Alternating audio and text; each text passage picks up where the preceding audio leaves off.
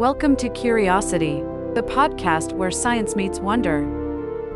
Join us as we explore the fascinating, the innovative, and the unexpected, from the secrets of the cosmos to the marvels of everyday life. Each episode takes you on a journey to uncover the knowledge and stories that fuel our endless quest for understanding. Let your curiosity guide you.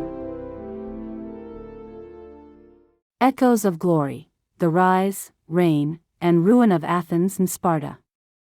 In the ancient cradle of civilization, where myth and reality intertwined in the luminous glow of dawn, two city-states emerged as living embodiments of contrasting ideals and enduring legacies.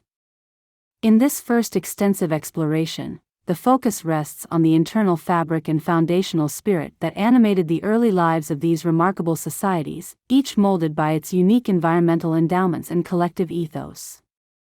The origins of these communities are steeped in both historical nuance and legendary imagery, where the rugged landscapes and fertile plains bore witness to the emergence of a people who would forge systems of governance and cultural expression that remain emblematic of ancient Greece. In one corner of this vibrant tapestry, the city whose very name is intertwined with wisdom and strategic warfare blossomed in a region where the sea and sky conspired to nurture a love for art, philosophy, and democratic dialogue. Its citizens, inspired by the divine patronage of a goddess whose countenance evoked both strength and sagacity, wove the threads of civic participation into the daily life of every individual. The early Athenians nurtured a community that prized intellectual pursuit and the delicate balance between the individual and the collective, setting the stage for an unparalleled flowering of literature, drama, and philosophical inquiry that would later ripple through the ages. Their urban landscape, marked by a series of public spaces and civic institutions, became a living canvas where debates, performances, and the exchange of ideas were not only celebrated but enshrined as essential practices of self-governance and cultural identity. In stark contrast, a different vision of society crystallized in a region defined by its austere terrain and the disciplined cadence of its natural rhythms. Here, communal life was regulated by an uncompromising adherence to order and a devotion to physical rigor that permeated every aspect of existence. From the earliest days, the inhabitants of this land recognized that survival and collective strength were inextricably linked to a way of life that eschewed individual excess in favor of communal solidarity and martial excellence. The nascent social order was built upon the foundations of an education system that rigorously trained its youth in the virtues of endurance, sacrifice, and unwavering loyalty to the state. This emphasis on discipline was not merely an end in itself but a means to cultivate a society in which personal ambition was subordinated to the welfare of the collective. The young were ushered through a system that emphasized physical fortitude and mental resilience, an institutionalized rite of passage that transformed raw potential into the disciplined rigor of a soldier's heart and mind. This enduring culture of austerity and communal responsibility found its echoes in every facet of daily life, from the strict codes of conduct that governed family interactions to the solemn rituals that celebrated the passage from youth to full citizenship. Both societies, though divergent in their guiding principles, shared an intricate relationship with the natural and supernatural worlds that shaped their moral and social frameworks. The early Athenians, for instance, imbued the urban environment with a sense of sacred beauty, where the interplay of light and stone in their temples and public spaces fostered an enduring dialogue between humanity and the divine. Their religious observances, celebrated with elaborate festivals and public rituals, were as much a communal act of self-expression as they were a means of seeking favor and wisdom from higher powers. In the vibrant air of these celebrations, the arts and philosophy found fertile ground, with poets, playwrights, and thinkers engaging in spirited discourses that sought to unravel the mysteries of existence and the human condition. The very architecture of the city, with its meticulously designed structures and public arenas, bore the imprint of a people who believed that beauty, proportion, and harmony were the guiding principles of both civic life and cosmic order. The convergence of aesthetic sensibilities with a commitment to democratic debate set in motion a dynamic cultural evolution that would later redefine the boundaries of artistic expression and intellectual inquiry. Meanwhile, in the land where rugged hills and open plains fostered an ethos of resilience, the spiritual life of the community was equally interwoven with the demands of everyday survival and communal cohesion. The inhabitants revered not only a pantheon of gods but also the ancestral spirits and traditions that had long governed their social interactions.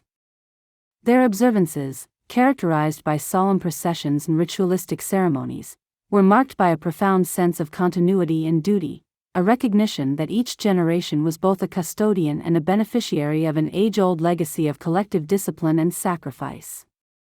In this environment, religious practice was less a matter of individual piety and more a state-managed expression of communal identity, where rites and ceremonies served as both moral compasses and instruments of social regulation. The early communal gatherings and state-sponsored festivals were imbued with an intensity that transcended the ordinary, reflecting a culture that revered not only the gods but also the virtues of self-restraint, honor, and unity. In these rituals, the echoes of past glories and ancestral traditions resounded, reinforcing the belief that every citizen was an integral thread in the broader tapestry of the community. The formation of these distinct societies was further influenced by the interplay of geography and climate, which dictated the pace and character of daily life. In the city that would come to symbolize intellectual freedom and civic innovation, the proximity to the sea not only facilitated trade and cultural exchange but also imbued the landscape with a cosmopolitan vibrancy. The gentle undulations of the Aegean coastline, coupled with a network of accessible waterways, fostered a sense of openness and curiosity about the wider world. This connection to the maritime environment catalyzed a fusion of indigenous traditions with influences drawn from far-off lands, laying the groundwork for a cultural renaissance that prized both experimentation and tradition.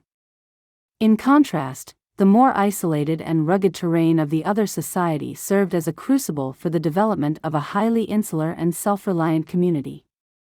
The natural barriers that encircled this land contributed to a sense of exclusivity and internal fortitude, where every citizen was acutely aware of the shared responsibilities that came with the collective stewardship of a harsh yet bountiful environment.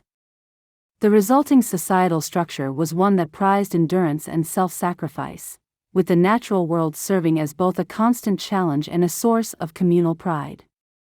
In the unfolding saga of ancient Greece, a new chapter emerges that centers on the evolution of statecraft and martial prowess, a realm where the art of governance and the strategies of war took on roles as decisive as any mythic deed. In Athens, the gradual crystallization of a political system founded on radical notions of equality and collective judgment transformed the nature of leadership. The citizens, liberated from the constraints of hereditary rule, gathered in a public arena where decisions of state, ranging from matters of finance to the mobilization of fleets, were subject to vigorous debate and democratic sanction. This form of government, unconventional in its reliance on the active participation of its free men, fostered an environment where rhetoric and reason became powerful instruments in the shaping of policy. The Athenian assembly, with its democratic rituals and public deliberations, stood as a testament to the belief that political legitimacy was derived not from aristocratic privilege but from the collective wisdom of the people. As the city-state's influence expanded, this participatory ethos evolved into a mechanism for managing an emergent maritime empire. The impressive fleet of triremes, conceived with ingenuity and maintained through a complex network of resources and alliances, enabled Athens to project its power far beyond its immediate surroundings. In these naval endeavors, the interplay between innovative tactics and political consensus was paramount. Each engagement at sea was not only a test of martial skill but also a reflection of the polis's ability to marshal its diverse resources under a unified command.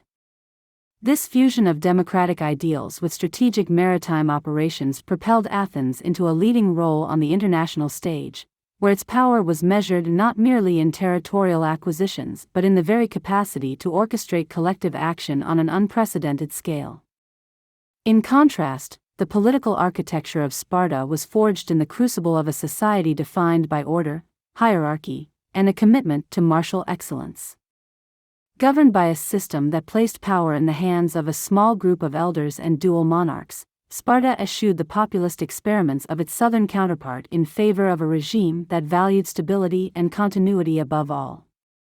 The authority of its leaders was reinforced by institutionalized checks, embodied in the Council of Elders and the influential role of appointed magistrates, ensuring that the decisions affecting the state were made by those steeped in tradition and bound by a code of collective honor. This rigid political structure was inseparable from the military ethos that permeated every facet of Spartan life. The discipline of the hoplite warrior, the formation of the phalanx, and the meticulous coordination required in battle were all manifestations of a system that prized unity and the subordination of individual impulse to communal necessity. The Spartan approach to warfare was not merely a series of tactical maneuvers but a profound expression of a worldview in which the security of the state was inextricably linked to the cultivation of an unyielding martial spirit. This perspective was evident in the careful orchestration of military campaigns, where strategic retreats, sudden offensives, and the relentless maintenance of a battle-ready citizenry underscored a commitment to preserving a way of life that was as much about honor as it was about victory. As the ambitions of these two city-states began to intersect, the wider Hellenic world found itself drawn into a complex web of alliances and conflicts that tested the mettle of both systems. The Athenian reliance on naval supremacy and the dynamic flexibility of a participatory government often clashed with the Spartan preference for time-honored traditions and the formidable prowess of its land armies.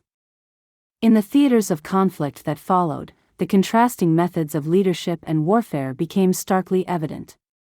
Athens, with its network of alliances and its capacity to mobilize vast resources at sea, demonstrated that power could be a fluid and far-reaching force, adaptable to the demands of rapidly shifting circumstances. Meanwhile, Sparta's measured and deliberate strategies, executed by an army whose cohesion was legendary, provided a counterbalance that relied on the certainty of disciplined order and the immutable strength of a unified citizenry. The resulting confrontations were not solely contests of military might, they were also ideological battles that reflected divergent visions of what a state should be. In Athens, the drive toward innovation and expansion was tempered by an ongoing dialogue about the nature of freedom and responsibility, while in Sparta, the sanctity of a rigid social order and the uncompromising demands of martial duty underscored a belief that survival depended on the unyielding enforcement of established customs. In the later years of their storied existence, the glory that once illuminated both cities gradually faded into shadows of decline, a transformation wrought by shifting economic tides, evolving external threats, and internal fissures that undermined the very foundations upon which they had flourished. Athens, once a beacon of intellectual and maritime prowess, found itself increasingly beleaguered by fiscal exhaustion and the corrosive effects of prolonged conflict. The costly campaigns that had once extended its influence eventually strained the treasury beyond repair, leaving a legacy of debt and disillusionment that rippled through its citizenry. As the empire it had built began to crumble under the relentless pressure of rival states and emerging powers, internal discord compounded the crisis. The ideals that had spurred democratic innovation gradually gave way to factional strife and a pervasive sense of disillusionment, as competing interests and the burdens of maintaining a vast network of alliances sapped the unity and dynamism that had characterized its earlier years. The once lively agoras and theaters became stages for debates marred by bitter recrimination rather than the harmonious pursuit of wisdom, and the cultural efflorescence that had set the city apart yielded to a reflective melancholy over lost grandeur. Amid these challenges, external adversaries capitalized on Athens' vulnerability, as the rising influence of neighboring kingdoms and the inexorable advance of foreign ambitions heralded the end of its independent epoch. Simultaneously, the austere land of Sparta, renowned for its martial discipline and unyielding resolve, was not immune to the inexorable forces of decay. The rigid social order, which had once fostered an indomitable fighting spirit, gradually proved to be an albatross in an era that demanded flexibility and innovation. As successive generations were steeped in traditions that prized conformity over adaptability, Sparta's military institutions, once the envy of the Greek world, began to falter. The relentless emphasis on a narrow conception of virtue and the exclusion of alternative perspectives fostered stagnation, leaving the city-state ill-prepared to navigate the evolving political and military landscape. A dwindling citizenry, battered by a combination of demographic decline and the burdens of an unforgiving educational regimen, struggled to sustain the legacy of their forebears. Moreover, as the broader Hellenic world witnessed the emergence of new strategies and alliances, Sparta's insistence on archaic methods and its reluctance to engage in necessary reforms only hastened its isolation. The external shocks that rattled the region, coupled with the internal erosion of a system that had once been synonymous with strength, precipitated a gradual loss of influence and relevance, as rival powers, ever more adept at harnessing the complexities of a changing era, eclipsed its once formidable reputation. In these final chapters of their existence, both cities, each a product of distinct philosophies and life-affirming practices, succumbed to the inevitable currents of history.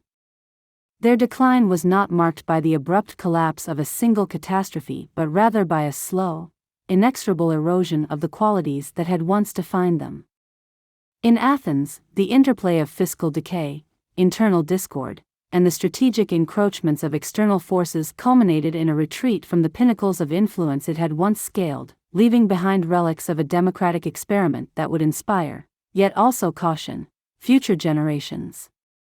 In Sparta, the very virtues that had once been its strength became, in the light of changing times, the seeds of its downfall. An inability to evolve and a steadfast clinging to an ideal of rigidity transformed the city-state from an exemplar of martial prowess into a cautionary tale of unyielding tradition. As the twilight of their era set in, the legacy of these great cities endured not in the triumphant echoes of past glories but in the somber lessons they imparted about the impermanence of power and the relentless march of change.